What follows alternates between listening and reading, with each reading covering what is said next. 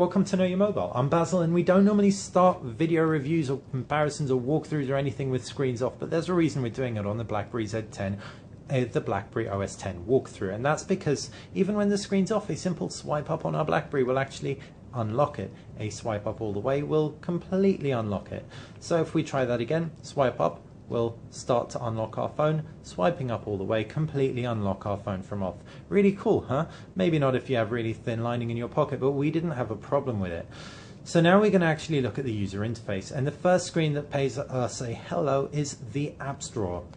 The applications drawer indicates all your applications installed, which can be organized into folders, as you can see. It's very, very simple to do so. Just a simple drag of one icon on top of another will actually create a folder which you can then name. I'm going to cancel that though, and I'm going to talk you through some more of the UI.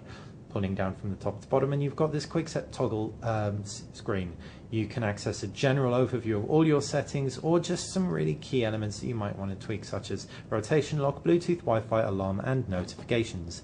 Up at the top, you've got battery life meter, you've got alarm, NFC indicator, clock, and reception, or signal as you Americans like to call it.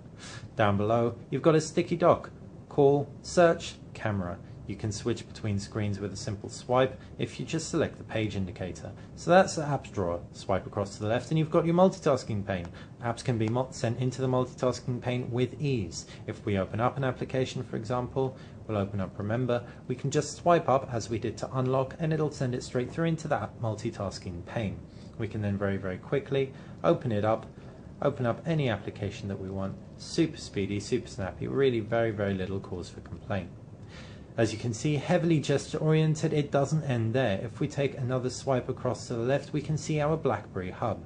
BlackBerry Hub is an aggregator. It pulls together our Facebook, our LinkedIn, our Twitter, Google Talk, BlackBerry Messenger, text messages, etc. It's really a great way of staying on top of everything and putting it all into one place. Of course, you naturally can isolate your views, so if you wanted to, you could just view your notifications, whoopsie, or you could just view your Facebook, Twitter, calls, etc.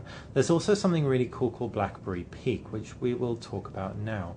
If we take a look at quick settings for our settings, for example, and we wanted to have a quick gander into our email, we can see we can do that with relative ease. If we swipe across, whoops, swipe that up into multitasking, swipe across,